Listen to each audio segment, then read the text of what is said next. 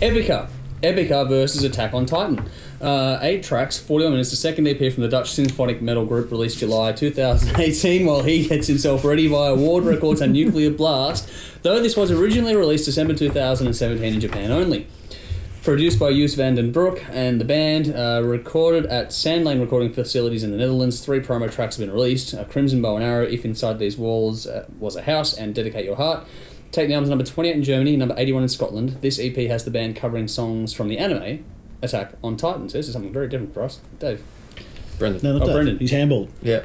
All right. Dave defers to me. Anyone that saw me review an Epica album last time would know I wasn't quite thrilled with it. Mm-hmm. You and I both. Yeah. This is a very different album to that one for me. Same singer? Yeah. Yes. Simone Simmons. Yeah. Right. Much better work. The production. And the production is a million times better. That last one was their first album. Okay. Well, she obviously saw my review and corrected some things. Obviously. Because I found that last one just flat out annoying. This rocks. I thought this was really, really cool. The guitar is much more in your face in this one. Much heavier, the way I like it. Solos are blistering, but also very cool. Very cool guitar solos.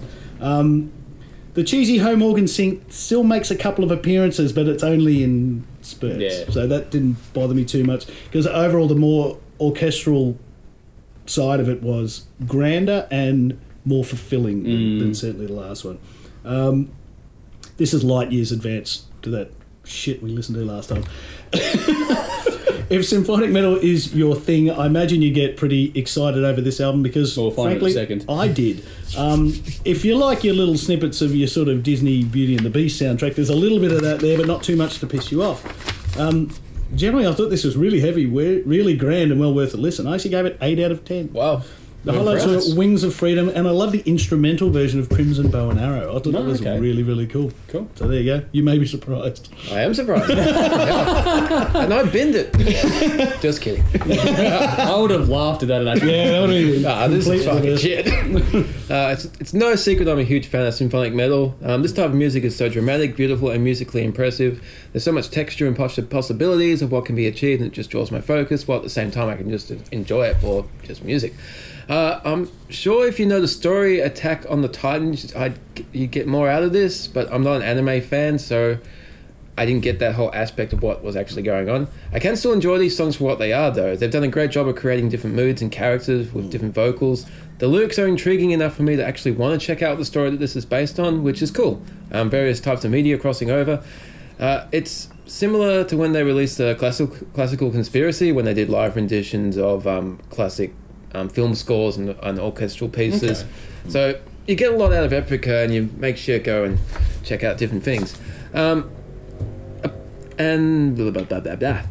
This is what you'd expect from Epica: bombastic metal, soprano female vocals, challenging composition, keyboard and guitar solos, and a few surprises here and there. This can be one to listen to with headphones. There's a lot of ear candy that you might miss on a casual listen. I'd love to hear them do this live, especially when they perform it with a full orchestra, because I don't know, I've never seen Epica live, but I've seen them on YouTube, and they actually do get out the full fucking orchestra, which they definitely got. When they came out, I didn't go. And they've got something over Nightwish on that. Nightwish has never done a fucking orchestra, and they should, because they have to do like 80-piece fucking now I'm not sure what the reason behind including the instrumental versions of these are. The voice is just as important as the music, and it seems to be a common trait with a lot of symphonic metal. They will release a second disc of the whole album without the vocals, and I don't get the reasoning behind that, unless you're an aspiring singer or just want to sing karaoke. Overall, this is a cool EP with some impressive songs. I go 8 out of 10. My standouts were Wings of Freedom and Dedicate Your Heart. Okay. Well, I'll have to ask the kids if they know anything about this anime, because I know nothing about it. This, however, is a really cool, interesting cross-promotion idea. Very, very clever, and could open up a very big new market for them as well. Certainly a band playing to their strengths when it comes to this music, though. And I don't know how to give... like... the original stuff. I don't know how the original stuff sounds or whatever, but so I can't really talk about how the composition and arrangement match up against the original. But I'll just be giving my thoughts on what I hear on this one. And I've also gone in with a bit of caution because anime music can be very, very sugary and syrupy for me, and I don't really like it too much personally.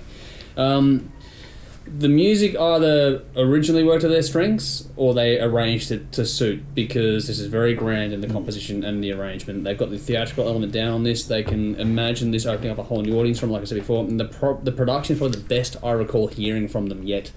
Very grand. The mixing is done very well, and lots going on here, and they've layered it in very nicely. Simone's voice seems stronger now and suits this kind of work, and it's good in that regard. This has some nice depth to it, some great use of space, some really well put together all overall, with all the different elements coming in at different times. Like, they've got bits coming in left, right and centre, and they've done that really well.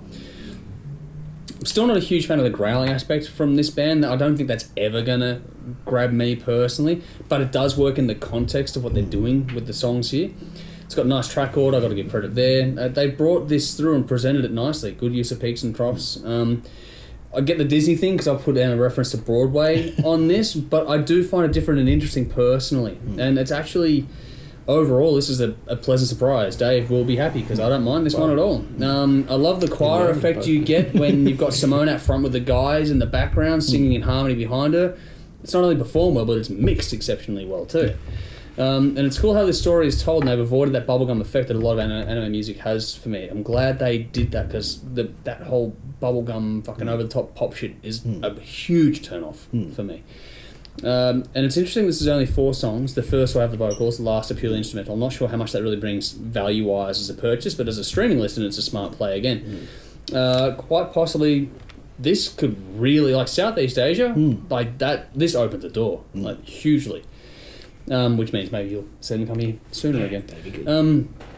The instrumentals have included the choir vocals and the spoken pieces and left the space where the lead vocals would have been, which is interesting. It's actually pretty cool, in my opinion. I found that to be very well done.